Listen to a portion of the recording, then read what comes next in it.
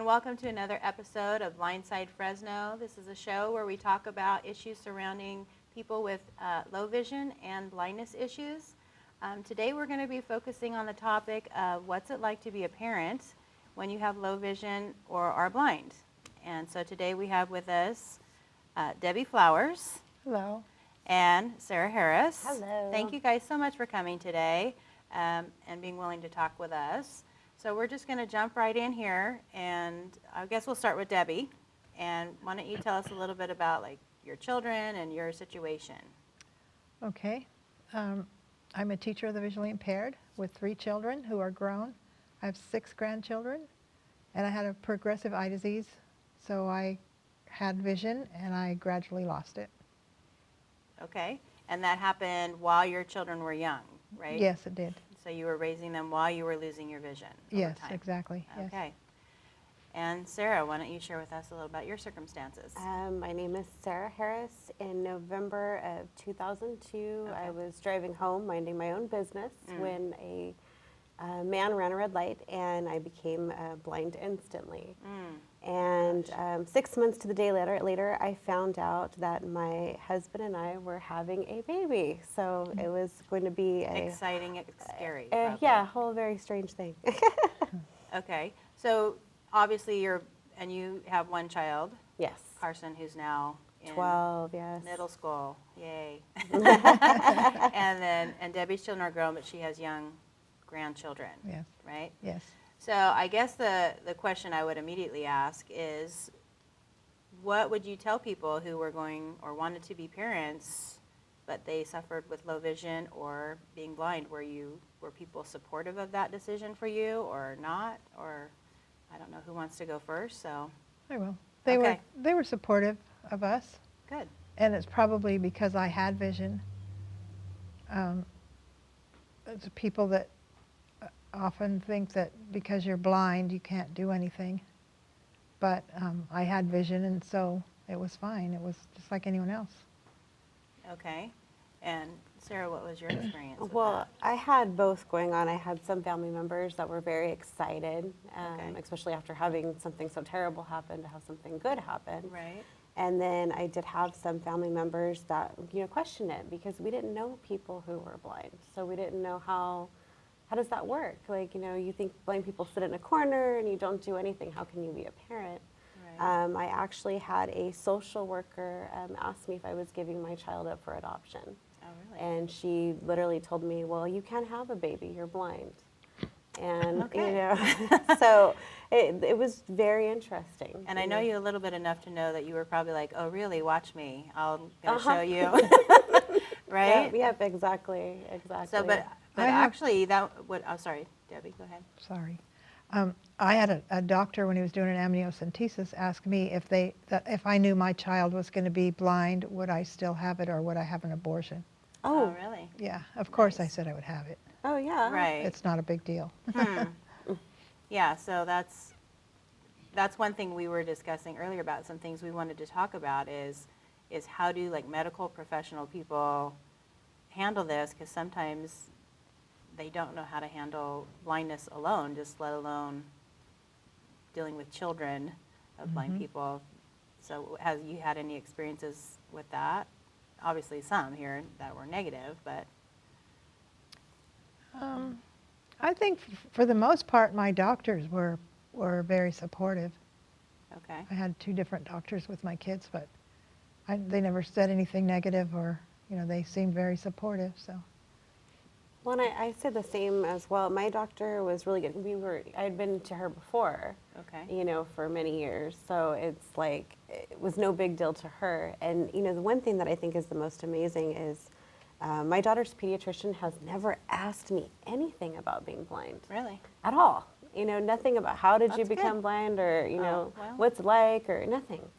And it just amazes me, because you would think that they would be like, well, so how are you going to handle this? What are you going to do? But no, nothing. That's been good. I guess that's good, but for you, I was thinking, Sarah, it would have been even more challenging at that point, because you were still learning how to be a blind person. You were only 6 months into your situation, and I'm assuming there were other injuries with your car accident, and that would be a huge transition. Well, in all honesty, it gave me something to focus on. I was doing the real, I guess, stereotypical thing of I sat in my room and I listened to a book and I'd have a sandwich, because I didn't know what to do. Really, Yeah. I didn't know much about blindness at all. And so when I found out I was having Carson, it's like, okay, well, I'm going to do this uber crazy parent thing and have all the perfect, have the diaper genie and then the little changing table. Everything was going to be perfect. Right. Nothing is perfect. So it was all about just figuring out like what would work, safety pinning socks together so they wouldn't get separated, little things like that. I did a lot of low tech blind stuff to be a parent in the beginning. Like what? Because I've heard people do things like put bells on booties so you can hear the child when they're awake or if they're starting to crawl. Did you do any of that? I didn't do that because she wouldn't keep shoes on. She would not. I would buy her a lot of toys that made noise. Okay. Which to most people would be very annoying. It was very comforting to me to know that she was right there doing something, and I knew what she was doing. Right.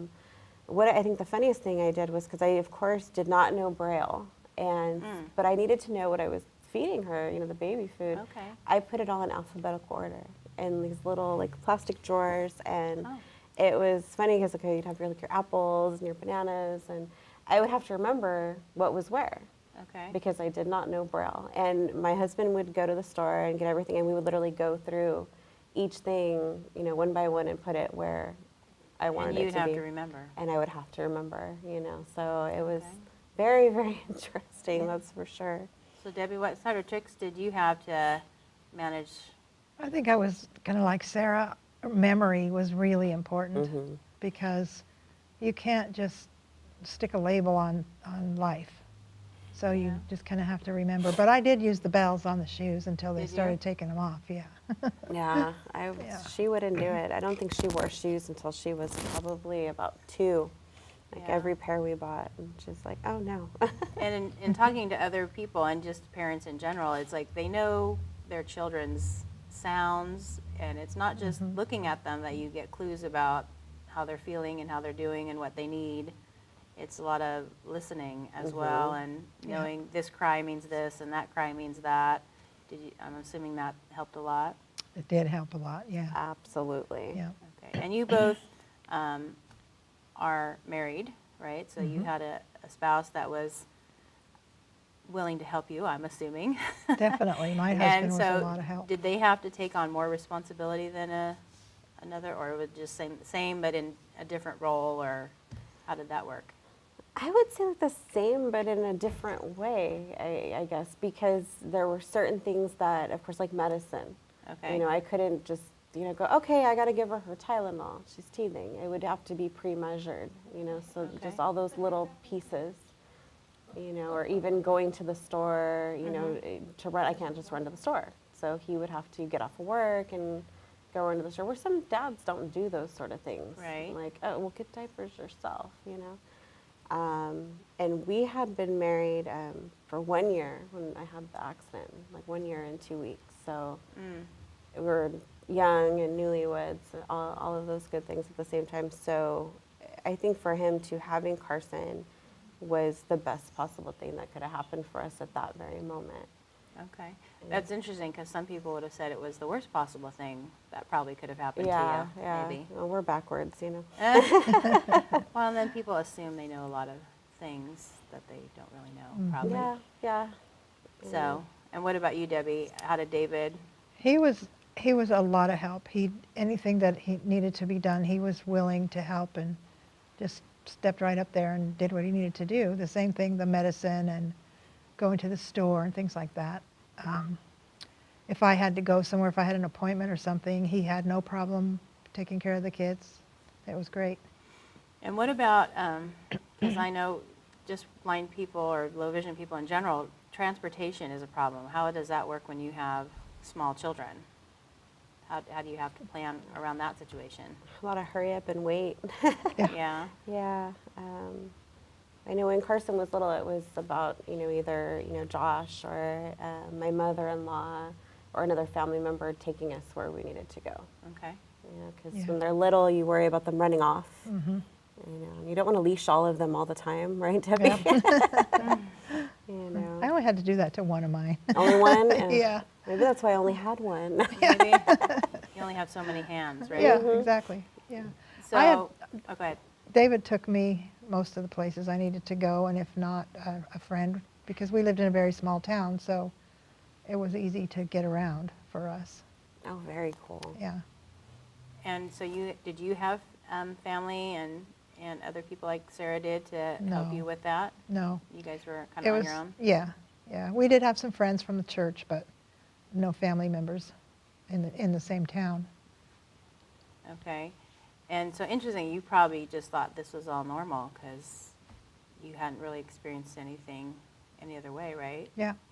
Yeah, it was normal to me, just another step in life. What are some challenges when your children were little? Like, did they get sick at some point or anything like that happened? Because a lot of people that I have mentioned, well, how would you be safe? How would your children be safe if you couldn't see or something happened? So I was just wondering if something like had happened like that, or how you dealt with it, or anything like that. I don't know who wants to. You want to go first, Debbie? Okay. I had a friend who helped me out a lot when my husband was not at home, when he was working or whatever.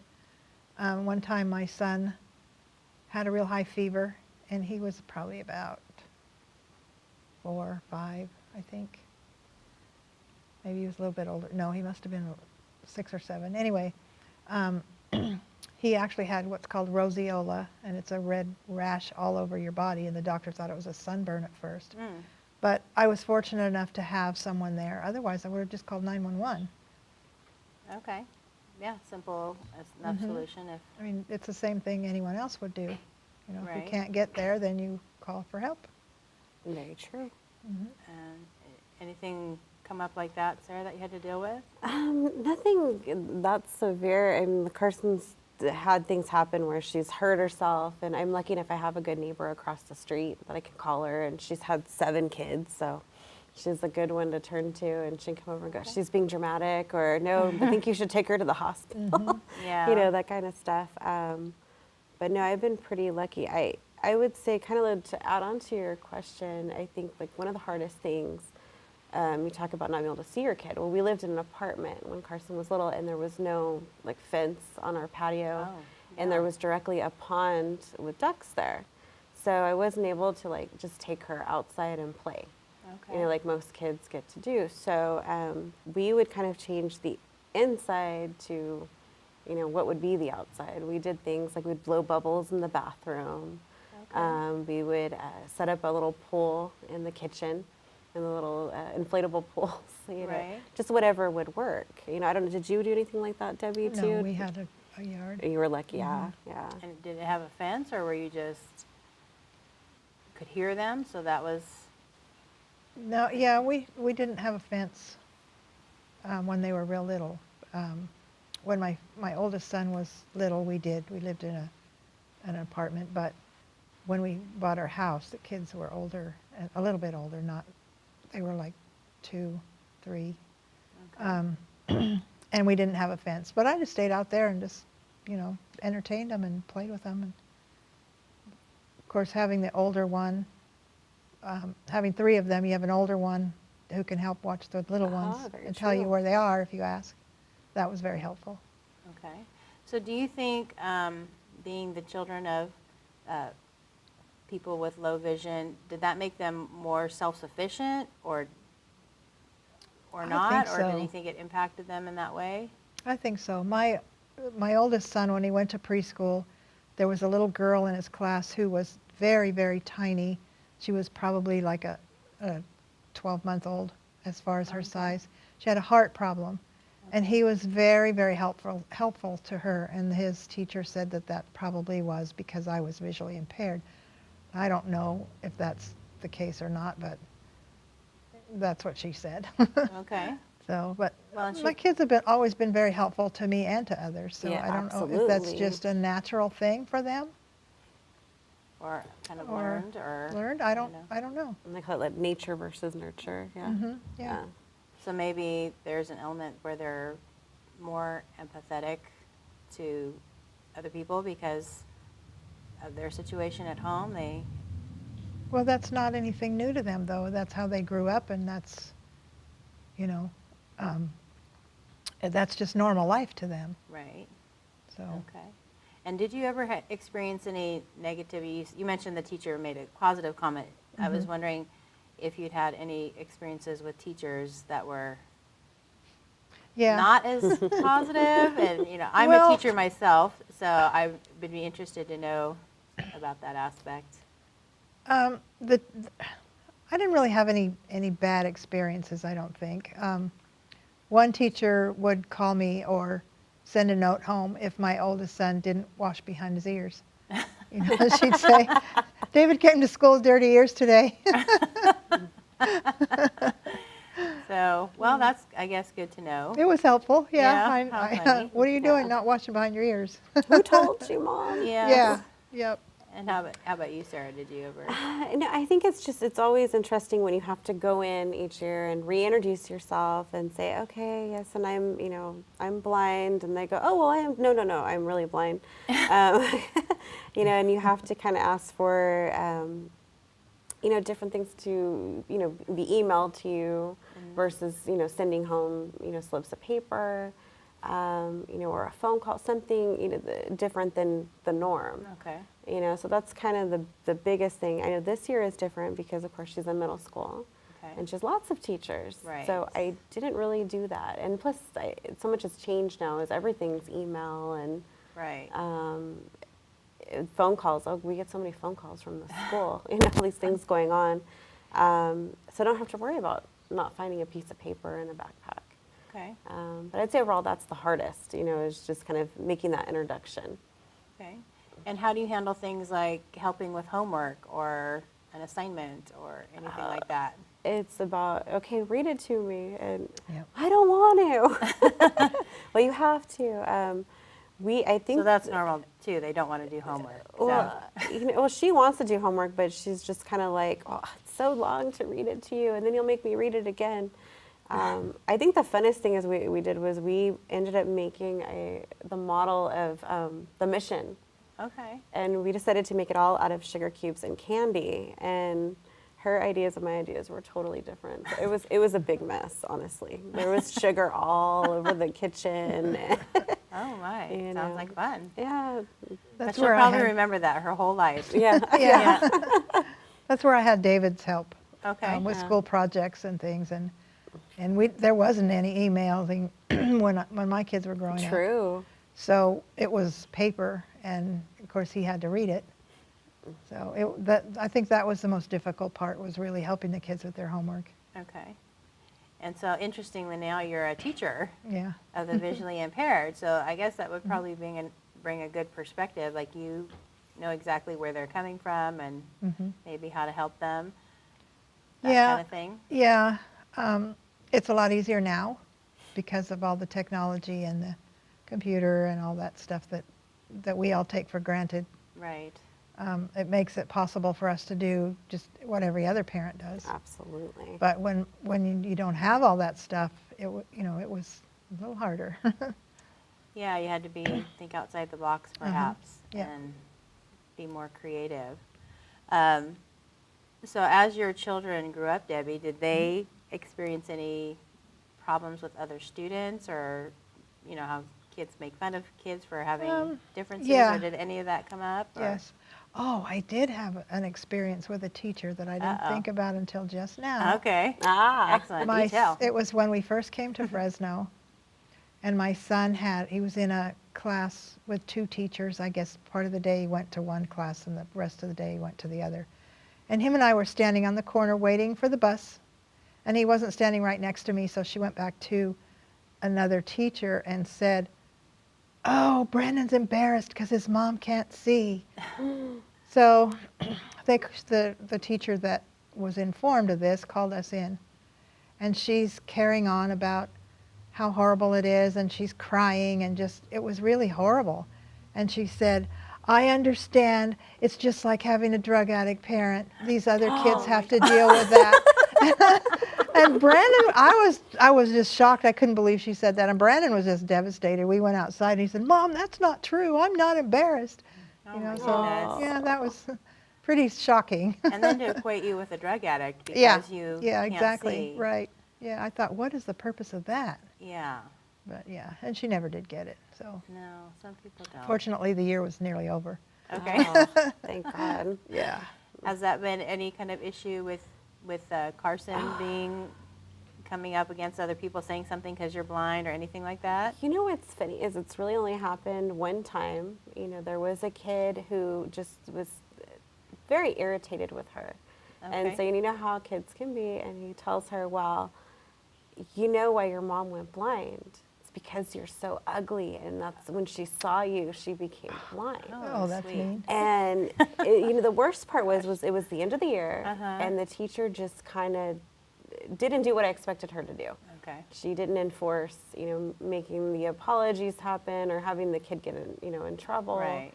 You know, so it was very shocking, you know, in all honesty, because I was like, what? How And- does somebody say that? And how did Carson handle that when he said that? Honestly, she was very mad. Well, you know. that's what I'm Yeah. sure she wouldn't just take it No, lying down. It was more, yeah, no, that's not Carson. No. But no, she was very mad, and honestly, it took, you know, a couple of years for the two of them to really even kind of be able to interact with each other, because it was Yeah. just such an ugly moment. You know, you talk about things that are said that somebody is angry and they don't mean. Right. You know, that could have been one of those moments, and just still to this day, I still trip on it because I Yeah. can't believe that would even be a thought that would cross a young man's mind. Well, You know. yeah, kids have an interesting thought pattern, Mhm, I they do. guess. Yep. But really, I think kids in general are probably embarrassed about their parents Anyway, anyway, yes. at Oh, any yeah. point. I mean, you're just like, Yeah. oh my gosh, Mom, please don't drop me Yep. off in front of my friends, you know, or Yep. Yeah. whatever. So it's funny how I think a lot of people might have expectations that your child's experience is going to be completely different because you're low vision or blind, but everything that you're describing really is similar to many, many stories I hear from Yes. sighted parents Absolutely. and that kind of thing. And We're no different than anyone else. We're just visually impaired. Yeah. That's it. right, That's the only difference. And we've talked quite a bit how people just don't get it, what that Mm-hmm. means, and there's such a spectrum of what that means, from being slightly low vision to being completely blind and not even having light perception and everything in between. Mm-hmm. And so what they think about one situation doesn't necessarily apply to the other situation. So I always find that an interesting contrast myself, but that's just me. So anyway, going back to the parenting situation, now I know another contrast between the two of you is Debbie is working, right, and she went to school to become a teacher, and Sarah had the opportunity, as I understand it, to be a stay-at-home mother. Domestic goddess. A yes. domestic goddess. Mhm, I there like you that. go. You should wear a tiara and have a wand or Oh, something. there you go. That would If be it would clean awesome. my house, that would be great, right? Right? Yeah, I would take one of those for sure. Absolutely. So, so Debbie, why don't you tell us a little bit about the challenges you faced when you went back to work and got your credential and all that stuff? To work or Yeah. to school? To school, yeah. Well, when I started school, I was gone the entire day because there was a bus that went from Corning to Reading, where I went to school, and it was an hour trip each way. And I had to stay the whole day because the bus only ran twice, you know, once Right. there and once back. So David took care of the kids, and when he was working, then I had a babysitter. And then it was kind of the same thing when I went to Chico State, because we had the satellite classes, some of them, and some of them were actually at Chico State. Okay. And then when I went to San Francisco State to get my credential, I had to live there during the week. And Mm-hmm. that was really difficult to leave my kids, but they were with David and I knew they were safe. That's my husband. And he would either bring the kids to see me or come and pick me up and take me home. And he did that every weekend, which was really a lot for him. Yeah. And then when I moved down here, him and the kids were still in Corning. And then first my daughter moved down here with me, and then my youngest son. And he came and picked me up every weekend and took me home. Oh, wow. And then one day he said, he made a very innocent comment about that being a lot or a lot of driving, or I can't remember the exact comment, but it was very innocent. Mm-hmm. And I thought, well, why am I making him do this? And I can just take the train. So then I started taking the train home. But it was nice because he always made sure that I could see him and the kids. Oh. And, you know, it was difficult, but he made it easier. Okay. Thank you for joining us for part 1 of our program on parenting with low vision and blindness. Join us next time for part 2. Thank you.